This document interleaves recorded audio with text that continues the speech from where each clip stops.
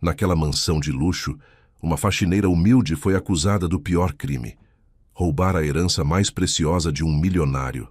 Todos acreditaram que ela era culpada. Afinal, quem mais poderia ser?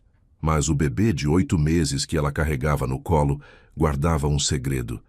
E quando ele começou a chorar desesperadamente ao ver uma pessoa específica se aproximar, a verdade mais chocante veio à tona. Esta é a história de como um choro de bebê salvou uma mãe da maior injustiça de sua vida. Se inscreva no canal e deixe seu like. E comenta aqui de onde você está assistindo. Seu comentário é muito importante para nós. Naquela casa, ninguém imaginava que um choro de bebê iria salvar uma mãe da maior humilhação da sua vida. A mansão de Augusto Cavalcanti sempre foi sinônimo de ordem, controle e silêncio respeitoso. Cada móvel tinha seu lugar. Cada funcionário conhecia sua função. E cada dia seguia uma rotina tão precisa que parecia coreografada. Mas naquela terça-feira de março, algo iria abalar as estruturas daquele mundo perfeito. Augusto tinha 42 anos e uma carreira construída à base de decisões rápidas e julgamentos precisos. Empresário do ramo imobiliário, ele transformara um pequeno escritório herdado do pai em um império de arranha-céus e empreendimentos de luxo. Sua reputação era impecável, sua palavra, lei.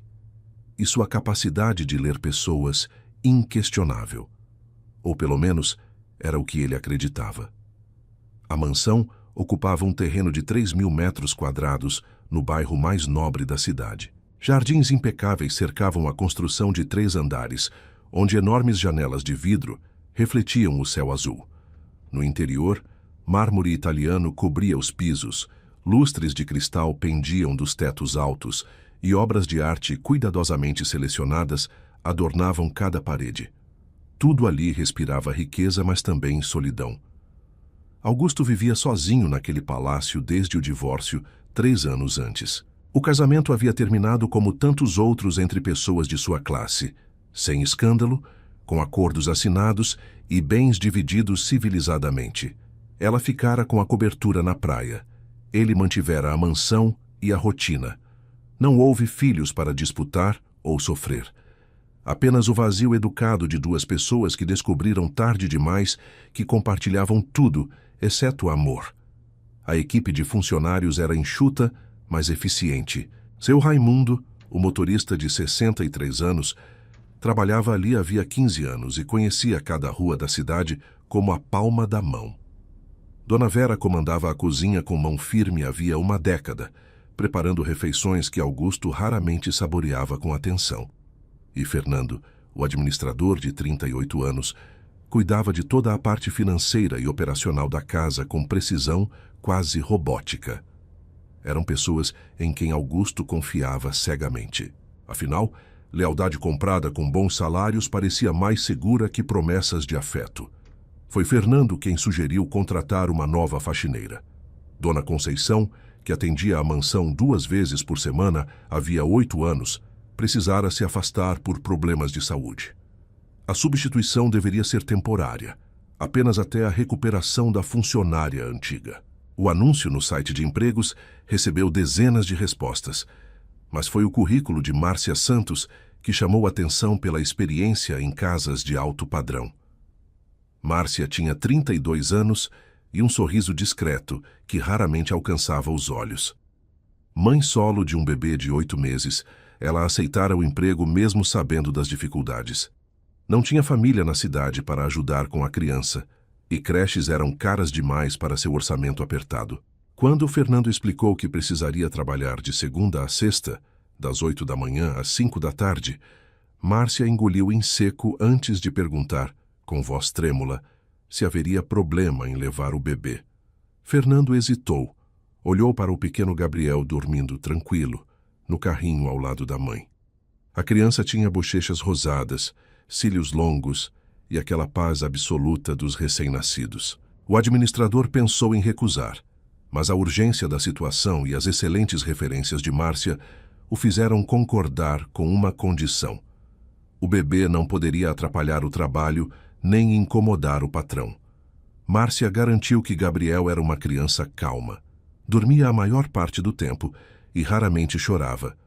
Ela traria tudo o que precisasse: carrinho, fraldas, mamadeiras. Seria invisível, assim como deveria ser todo bom funcionário naquela casa. Fernando assentiu e marcou o início para a segunda-feira seguinte. Nos primeiros dias, tudo correu melhor do que o esperado. Márcia chegava pontualmente às 8 horas, sempre com o bebê acomodado no carrinho. Trabalhava em silêncio, movendo-se pelos cômodos imensos como uma sombra eficiente. Limpava, organizava, passava pano em cada superfície até que brilhasse. E Gabriel, fiel à promessa da mãe, dormia placidamente ou observava o mundo com olhinhos curiosos, sem emitir mais que alguns gorjeios baixinhos. Augusto mal notara a presença da nova funcionária. Saía cedo para reuniões e voltava tarde, quando Márcia já havia ido embora. Cruzavam-se ocasionalmente nos corredores, trocando cumprimentos educados. Ele via uma mulher de cabelos presos, uniforme impecável e postura discreta. Ela via um homem alto, de terno sempre alinhado, olhar distante e passos apressados. Dois estranhos habitando o mesmo espaço sem realmente se ver. Foi na quinta-feira da segunda semana que tudo mudou. Augusto mantinha em seu escritório particular, no segundo andar da mansão, uma coleção de objetos raros que colecionava havia décadas. Entre eles, destacava-se um relógio de bolso suíço do século XIX, presente de seu avô antes de morrer. A peça tinha caixa de ouro maciço, gravada com o brasão da família. Mecanismo de corda manual e mostrador em esmalte branco com algarismos romanos. Especialistas avaliavam o relógio em R$200 mil, mas seu valor sentimental era imensurável. Era a única herança que Augusto guardava não por obrigação, mas por amor. O relógio ficava exposto em uma vitrine de vidro temperado, junto com outros itens da coleção. Augusto tinha o hábito de admirá-lo toda manhã antes de sair, como um ritual que o conectava ao avô e aos valores que ele representava: tradição, família, honra. Naquela quinta-feira, porém, quando abriu a vitrine para o ritual matinal, seus dedos encontraram apenas o espaço vazio onde o relógio deveria estar.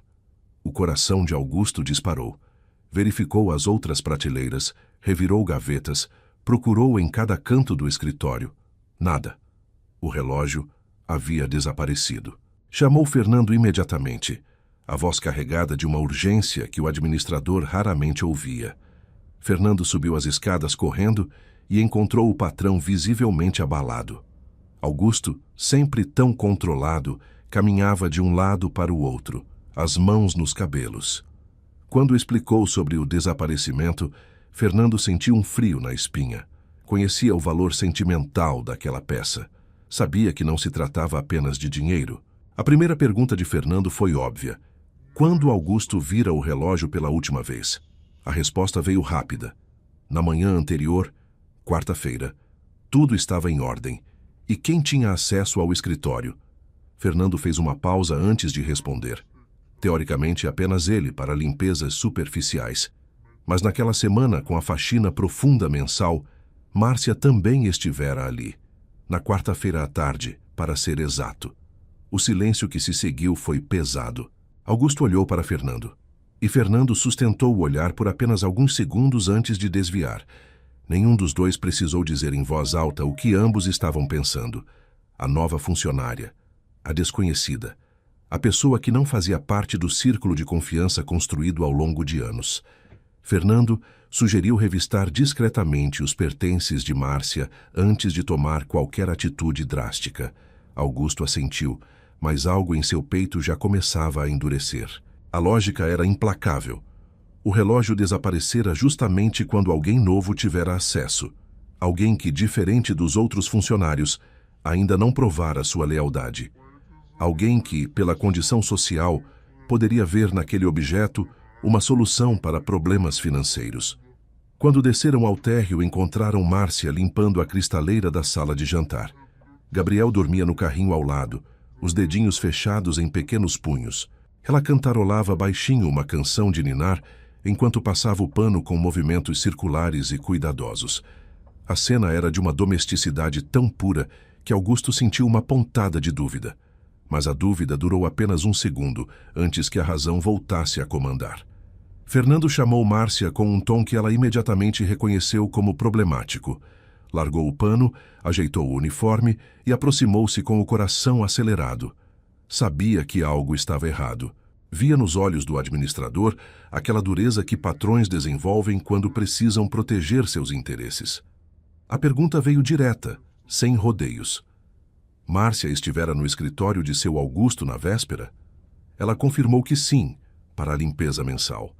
Havia tocado em algum objeto pessoal? Não, apenas limpara as superfícies conforme instruído. Vira alguma coisa em comum? Nada. Tudo estava em ordem quando terminara. Foi então que Augusto deu um passo à frente e fez a pergunta que mudaria tudo. Ela sabia algo sobre um relógio que havia desaparecido de seu escritório? O rosto de Márcia perdeu a cor. Seus olhos arregalaram-se em choque genuíno. As mãos começaram a tremer levemente. Ela balançou a cabeça com vigor, a voz saindo em um fio. Não, ela não sabia de nada. Não tocara em nenhum relógio. Nem sequer vira onde ficava guardado. Mas Augusto já não escutava as palavras. Via apenas o nervosismo, o suor que começava a formar na testa dela, as mãos trêmulas. Para um homem acostumado a ler linguagem corporal em negociações, aquilo parecia confissão silenciosa. Fernando pensava o mesmo, e ambos estavam completamente errados. A notícia do desaparecimento se espalhou pela mansão como fogo em mato seco. Fernando convocou todos os funcionários para uma reunião de emergência na sala de estar. Seu Raimundo chegou limpando as mãos em um pano, com expressão confusa. Dona Vera veio da cozinha ainda com o avental sujo de farinha. E Márcia permaneceu de pé, segurando Gabriel nos braços, sentindo o peso de todos os olhares sobre ela. Augusto desceu as escadas com passos firmes, o rosto fechado em uma máscara de seriedade. Posicionou-se diante do grupo com os braços cruzados, a postura ereta de quem estava acostumado a comandar. Sua voz saiu controlada, mas carregada de autoridade quando explicou a situação. Um item de valor inestimável havia desaparecido de seu escritório, um objeto que representava a memória de seu avô, a história de sua família. O silêncio que se seguiu foi constrangedor. Dona Vera levou a mão ao peito, escandalizada. Seu Raimundo balançou a cabeça em descrença, e Fernando manteve-se ao lado do patrão, os braços também cruzados, como um soldado em posição de sentinela. Augusto continuou. Disse que não queria acreditar que alguém de sua casa pudesse cometer tal ato, que sempre tratara todos com respeito e dignidade, que pagava salários justos e oferecia benefícios. Mas a realidade era inescapável. O relógio estava ali ontem de manhã e desapareceu após a limpeza da tarde. Apenas uma pessoa tivera acesso ao escritório naquele período. Não foi necessário dizer o nome. Todos os olhares se voltaram para Márcia. Ela sentiu as pernas fraquejarem. Gabriel, como se captasse a tensão no corpo da mãe, começou a se remexer inquieto em seus braços. Márcia apertou o bebê contra o peito, buscando na presença do filho a força que sentia escapar de seu corpo. Sua voz saiu trêmula, mas firme, quando negou a acusação. Jamais tocaria em algo que não lhe pertencesse. Jamais trairia a confiança depositada nela. Trabalhava com honestidade havia mais de 10 anos e nunca, em casa alguma, fora acusada de desonestidade. Dona Vera foi a primeira a quebrar a solidariedade. Com um suspiro carregado de significado, comentou que em seus 10 anos naquela casa nunca havia sumido sequer um garfo. Seu Raimundo permaneceu em silêncio, mas seu olhar dizia tudo. Desconfiança, decepção, julgamento. Fernando simplesmente manteve a expressão dura como um juiz aguardando a confissão inevitável. Augusto observava cada reação de Márcia. Via o tremor em suas mãos, o suor em sua testa, os olhos marejados lutando para conter as lágrimas. Para ele, eram sinais claros de culpa.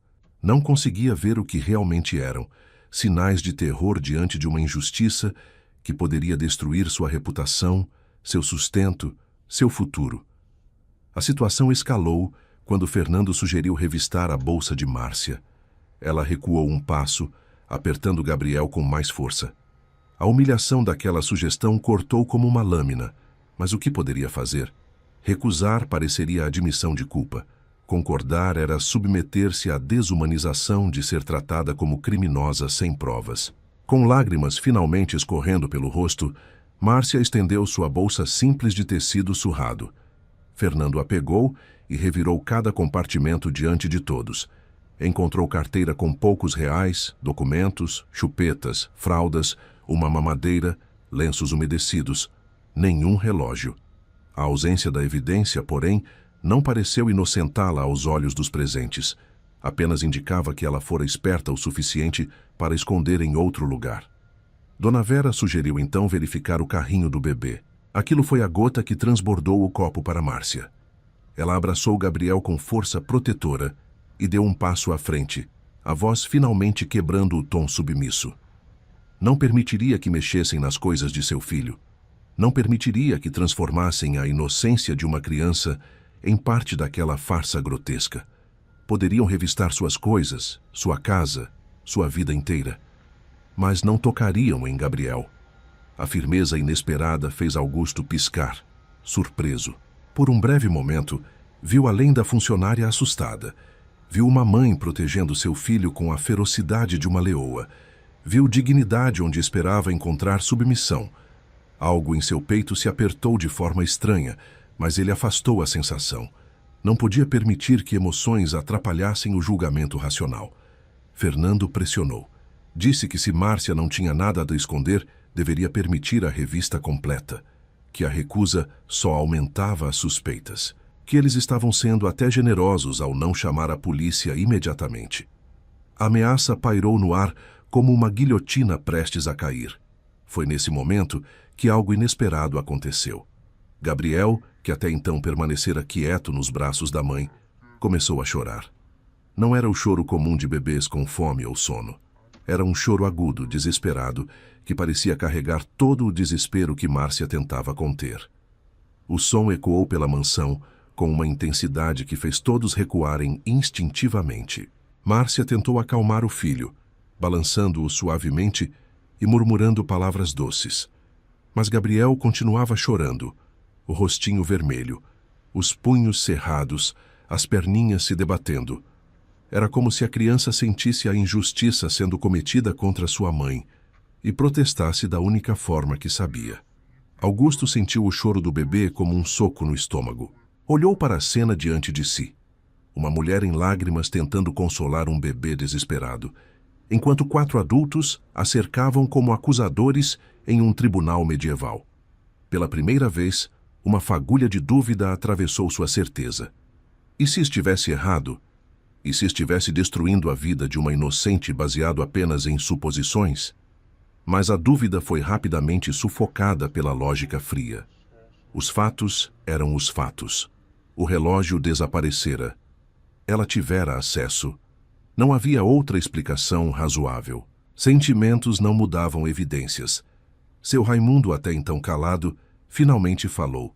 Sugeriu que talvez fosse melhor deixar Márcia ir para casa e pensar bem se não tinha algo a dizer.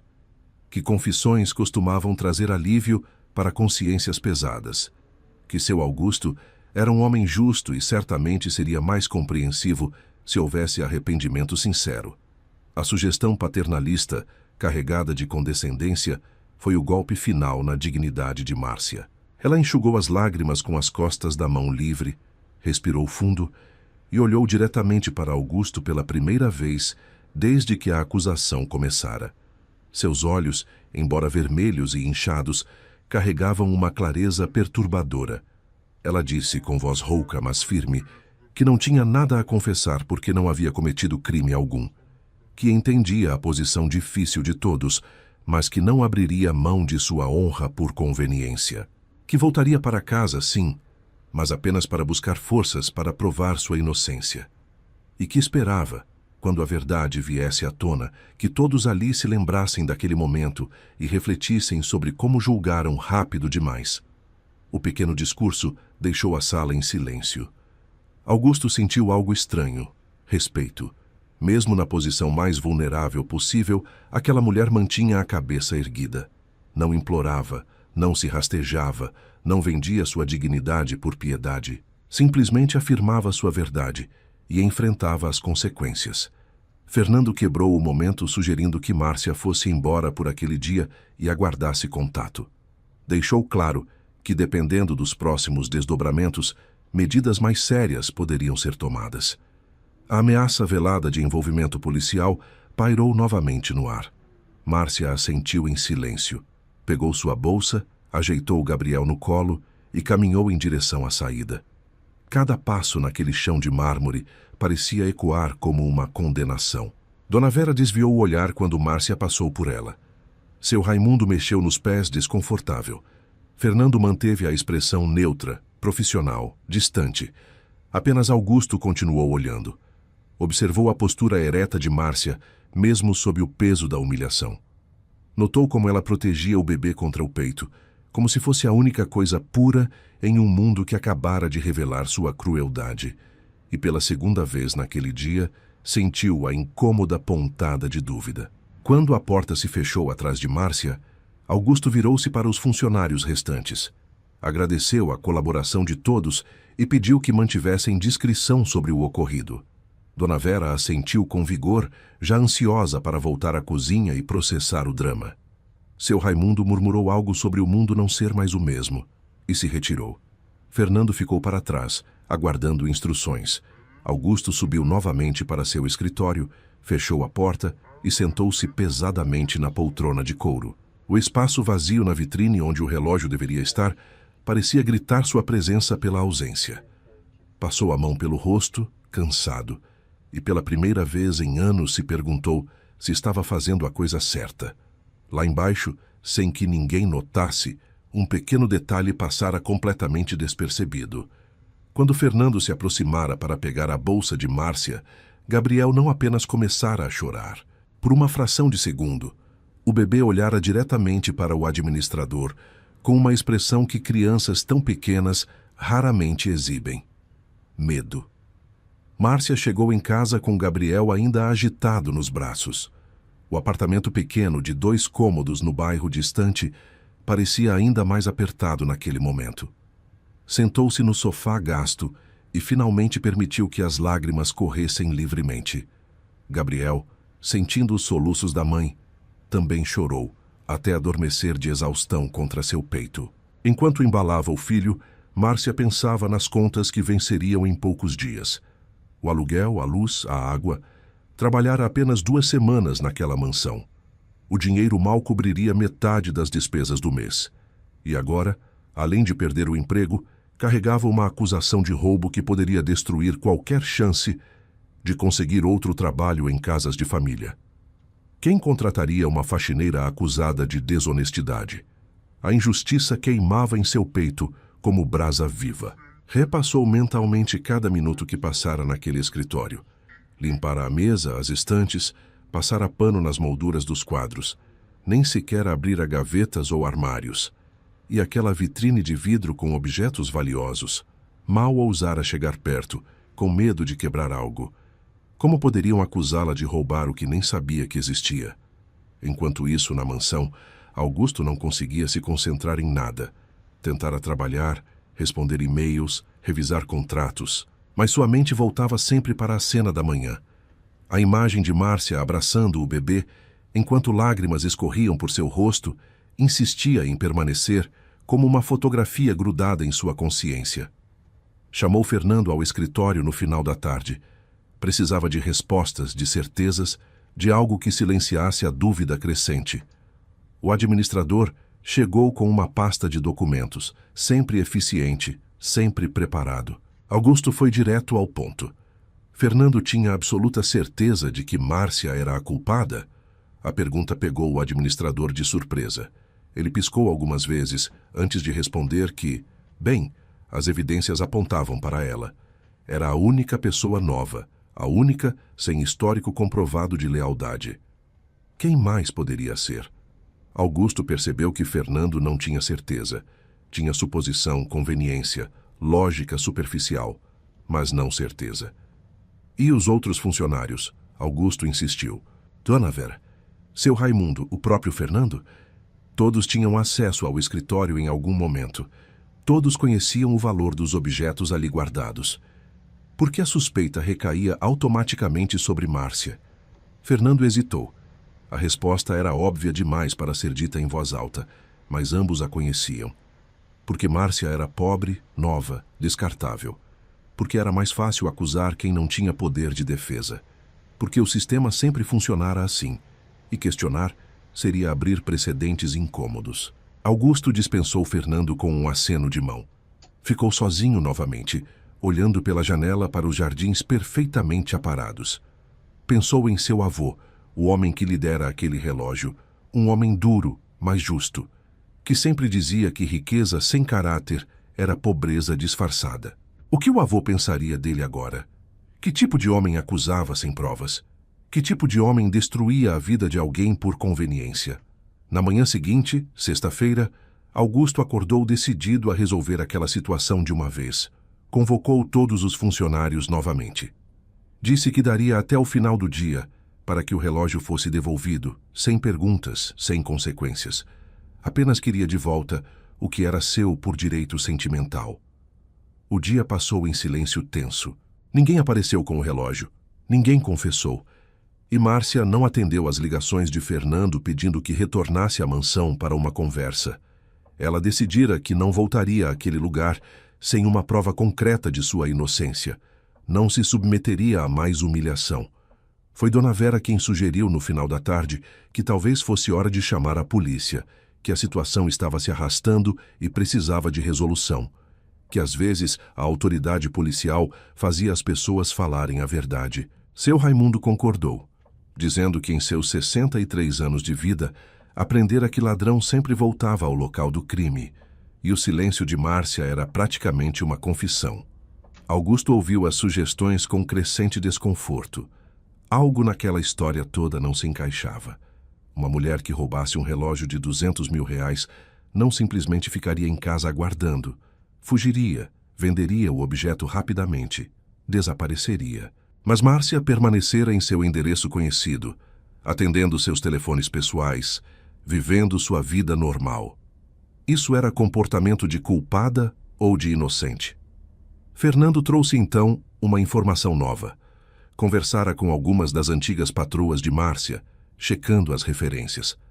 Todas disseram a mesma coisa: honesta, trabalhadora, confiável. Uma inclusive contou que certa vez encontrara R$200 embaixo do sofá durante a limpeza, e Márcia devolvera imediatamente, recusando até gorjeta pela honestidade. Era esse o perfil de uma ladra? A informação abalou as certezas de Augusto. Ele dispensou todos e pegou o telefone. Discou o número de Márcia. Ela atendeu após vários toques, a voz cautelosa. Augusto pediu, em um tom mais suave do que pretendia, que ela voltasse à mansão. Apenas para conversarem. Sem acusações, sem revistar, sem humilhações. Apenas uma conversa honesta entre duas pessoas tentando resolver um problema. Márcia hesitou. A desconfiança era compreensível. Mas algo na voz de Augusto soou diferente. Menos imperioso, mais humano. Ela concordou em ir no sábado de manhã, mas deixou claro que levaria Gabriel. Não tinha com quem deixá-lo, e depois do que acontecera, não arriscaria deixar o filho longe de seus olhos. Augusto concordou sem hesitar. Sábado amanheceu nublado com ameaça de chuva. Márcia chegou à mansão às 10 horas, pontual como sempre. Trazia Gabriel no carrinho, o bebê acordado e tranquilo, observando o mundo com seus olhos grandes e atentos. Fernando abriu o portão e a acompanhou até a sala de estar onde Augusto aguardava. Pela primeira vez eles realmente se olharam. Não como patrão e empregada, acusador e acusada, como duas pessoas. Augusto viu uma mulher jovem com olheiras profundas, roupas simples mas limpas, postura ereta mantida com esforço. Márcia viu um homem alto, de feições cansadas, olhar menos duro que antes, mãos nos bolsos em postura quase desconfortável. Augusto começou pedindo desculpas, não pela acusação em si, mas pela forma como fora conduzida, pela humilhação pública, pela revista de seus pertences, pelo julgamento precipitado. Disse que entendia se ela quisesse processar a casa por danos morais. que arcaria com as consequências de seus atos. Márcia não esperava aquilo. Preparara-se para mais confronto, mais acusações, não para um pedido de desculpas. Respondeu com voz controlada que não queria processar ninguém. Queria apenas sua dignidade de volta. Queria que acreditassem em sua palavra. Queria justiça, não vingança. Gabriel começou a se remexer no carrinho, emitindo pequenos sons. Márcia pegou o filho no colo e Augusto observou a delicadeza daquele gesto. Como ela ajeitava o bebê contra o ombro. Como murmurava palavras doces. Como toda a dureza de sua expressão se derretia quando olhava para aquela criança. Algo em seu peito se apertou. Fernando entrou na sala trazendo café. Aproximou-se para perguntar se Márcia gostaria de uma xícara. Foi quando aconteceu novamente. Gabriel, que estava tranquilo nos braços da mãe, viu Fernando se aproximando e começou a chorar. Não o choro normal de desconforto, mas aquele mesmo choro agudo e desesperado da quinta-feira. O bebê virou o rostinho para o outro lado, as mãozinhas se agarrando ao uniforme da mãe, o corpinho inteiro enrijecendo em recusa. Márcia estranhou. Gabriel nunca reagira assim a estranhos antes. Era um bebê sociável que sorria para qualquer um. Fernando recuou surpreso e o choro diminuiu. Quando ele deu um passo à frente novamente, oferecendo ajuda, o choro recomeçou com intensidade redobrada. Augusto observou tudo com atenção crescente. Algo em seu cérebro começou a conectar pontos que antes pareciam isolados. O bebê chorava especificamente quando Fernando se aproximava. Não com Dona Vera, que entrara para buscar as xícaras vazias. Não com seu Raimundo, que passara pelo corredor. Apenas com Fernando. Crianças pequenas tinham instintos que adultos perdiam com o tempo. Captavam tensões, medos, energias. Gabriel estava tentando dizer algo que ninguém conseguia ouvir. E Augusto, pela primeira vez desde o início daquela história, começou a escutar. Augusto pediu que Fernando deixasse a bandeja sobre a mesa e se retirasse. O administrador pareceu surpreso com a dispensa súbita, mas obedeceu, após hesitar por alguns segundos. Quando a porta se fechou atrás dele, Gabriel imediatamente se acalmou, voltando ao estado tranquilo anterior. O contraste foi tão marcante que até Márcia comentou, intrigada, que nunca havia visto o filho reagir assim. A conversa entre Augusto e Márcia continuou por mais de 1 hora. Ele fez perguntas detalhadas sobre o dia da limpeza no escritório. Que horas ela começara? Quanto tempo ficara ali? Alguém entrou enquanto trabalhava? Márcia respondeu com paciência, relembrando cada detalhe. Sim, Fernando entrara 2 vezes. Primeiro para trazer documentos, depois para buscar uma pasta que esquecera. Augusto sentiu um calafrio percorrer sua espinha. Fernando tinha acesso irrestrito a todos os cômodos. Conhecia o valor de cada objeto da casa. Cuidava das finanças e sabia exatamente quando Augusto estaria ocupado demais para notar detalhes. E, mais importante, era a última pessoa que alguém suspeitaria. A confiança cega de anos era o disfarce perfeito. Mas suspeitar não era provar. Augusto precisava de certeza, não de teorias conspiratórias nascidas da culpa por ter acusado uma inocente. Decidiu fazer um teste.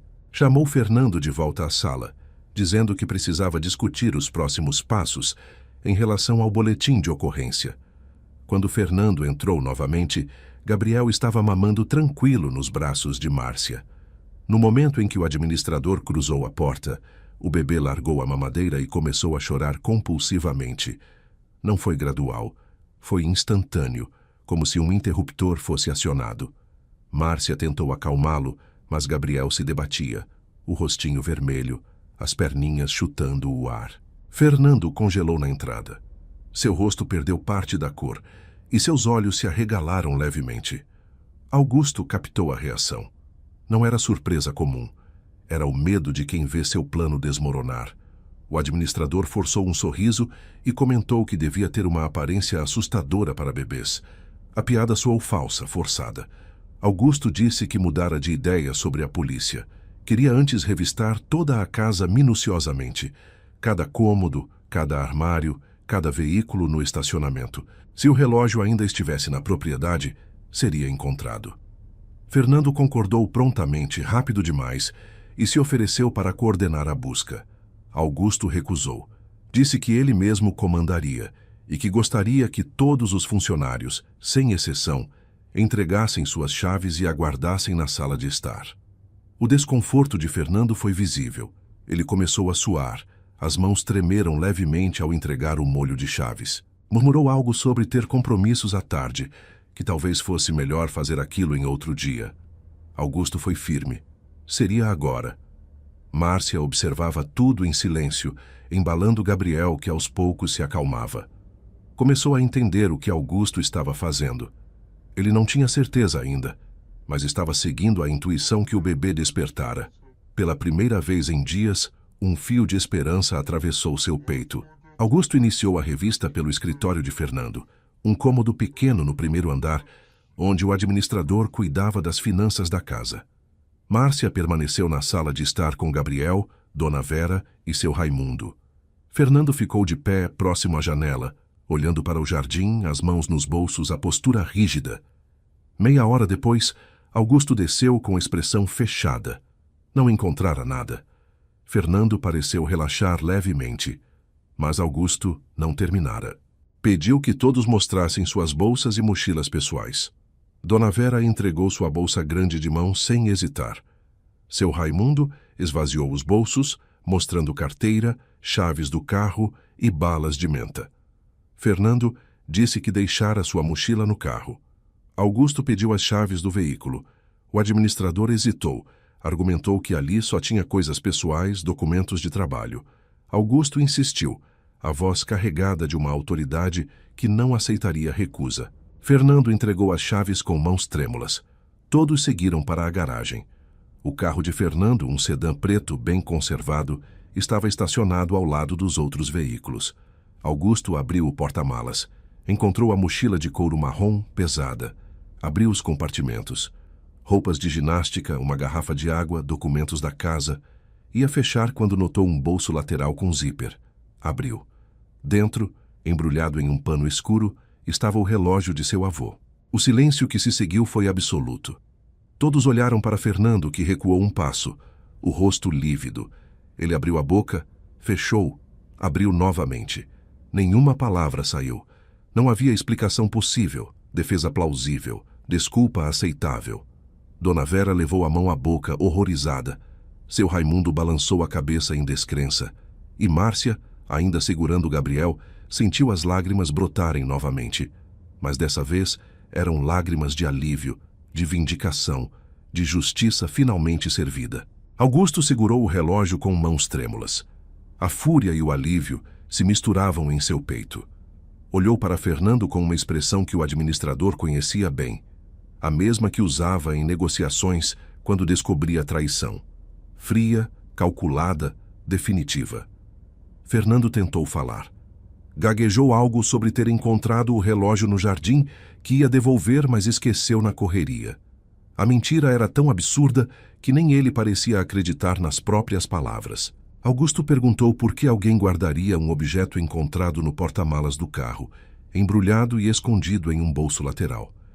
A máscara de Fernando finalmente caiu. Seus ombros caíram, sua postura se curvou.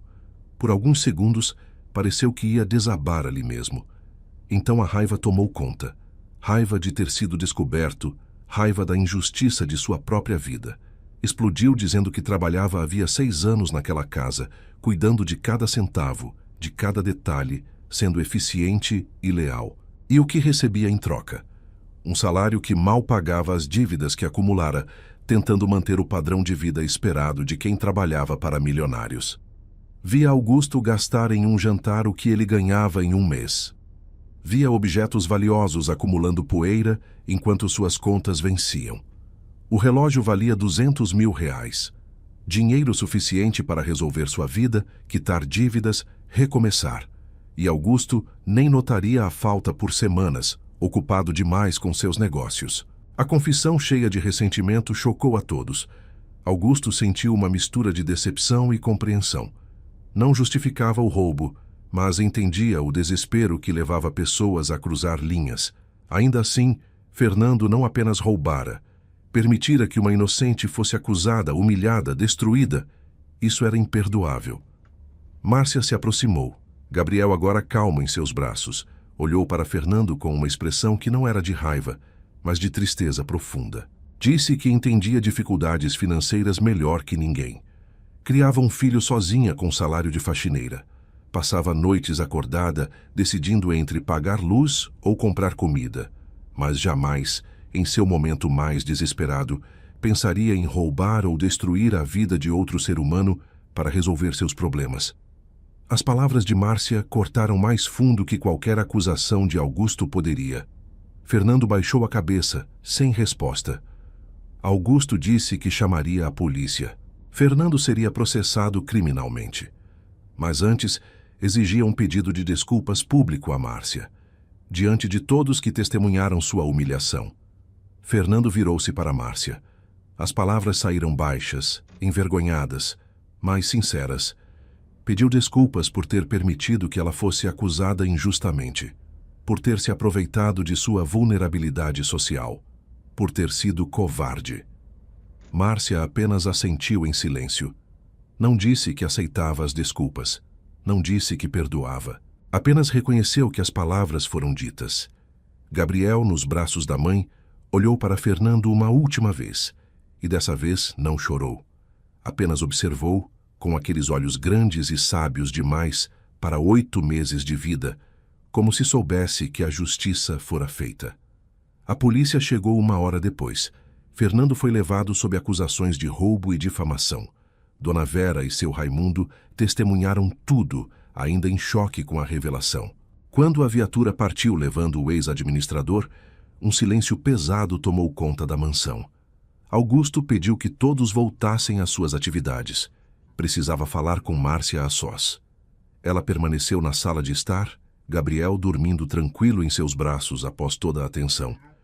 Pela primeira vez, desde que o pesadelo começara, o bebê parecia em paz absoluta.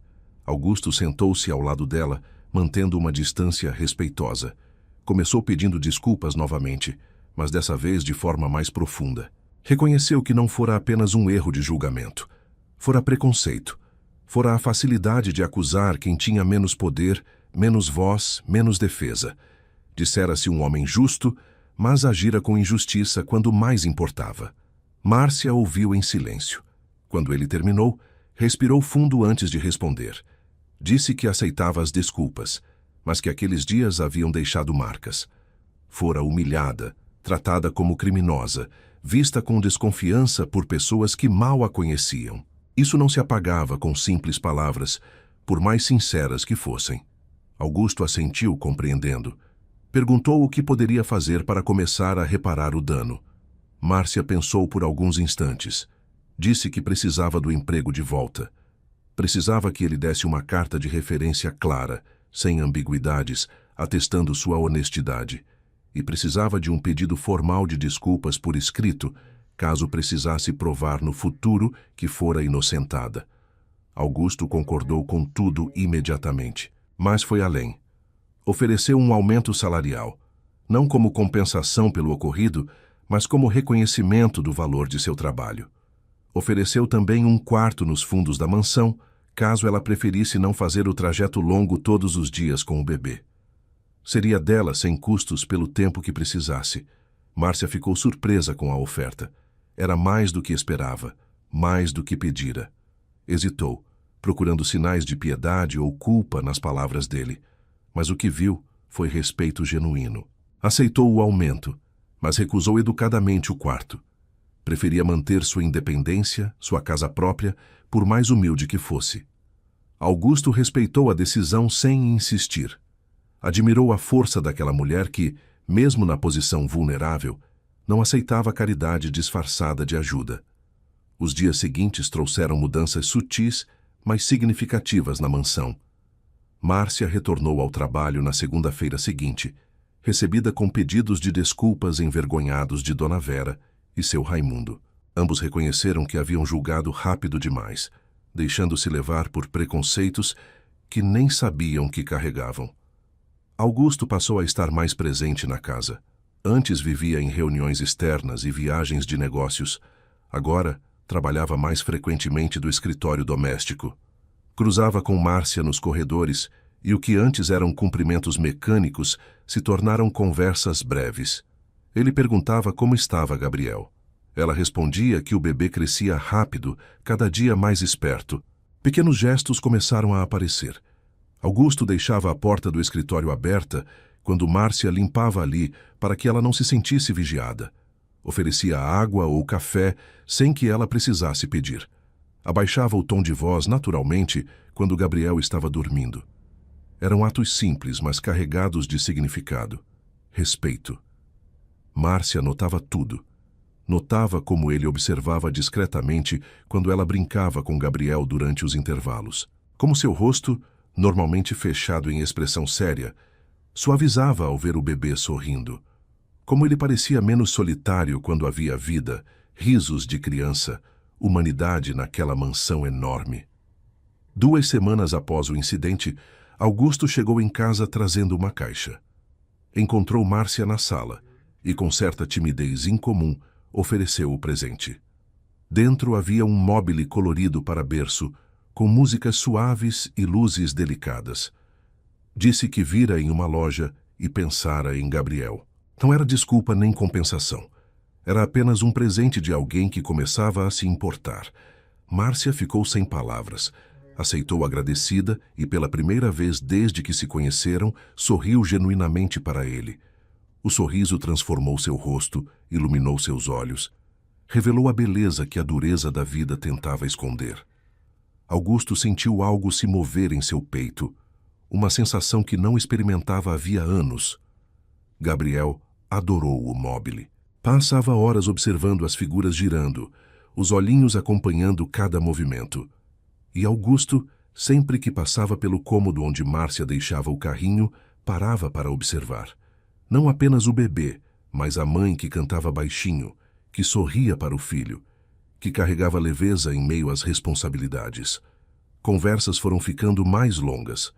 Augusto descobriu que Márcia gostava de ler, mas raramente tinha tempo ou dinheiro para livros. Começou a deixar volumes de sua biblioteca pessoal sobre a mesa da copa, com bilhetes dizendo que eram emprestados.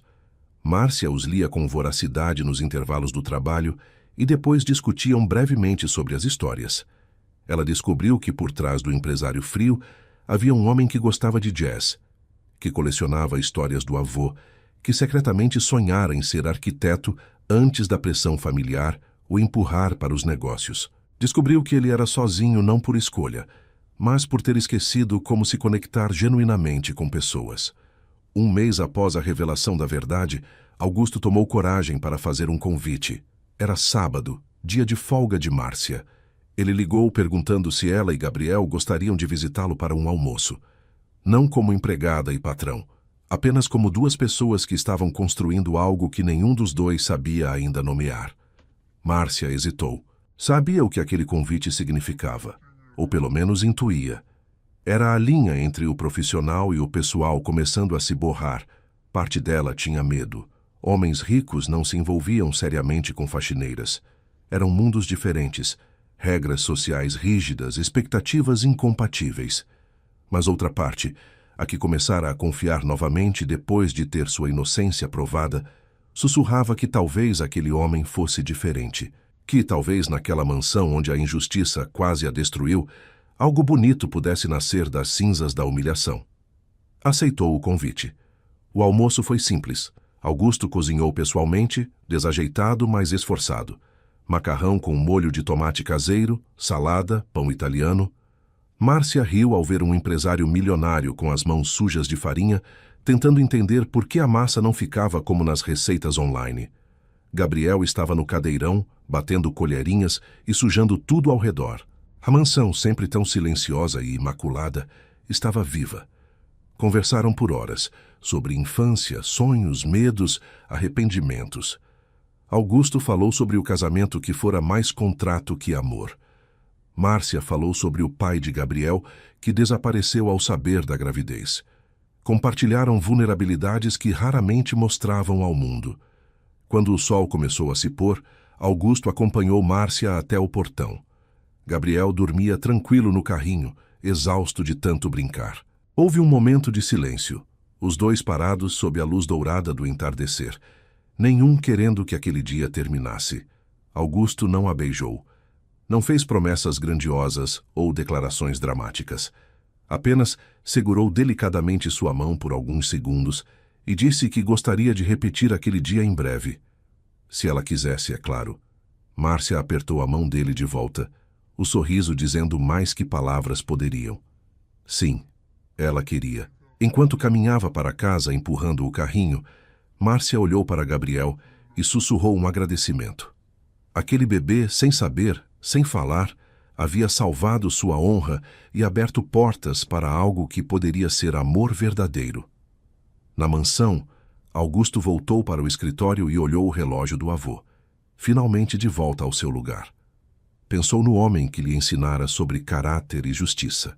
Havia falhado naqueles valores por alguns dias, mas aprendera a lição mais importante. Nunca julgar alguém pela posição social, sempre buscar a verdade e reconhecer que, às vezes, os mais silenciosos têm as vozes mais importantes. Olhou pela janela para os jardins da mansão e, pela primeira vez em anos, o futuro não pareceu vazio.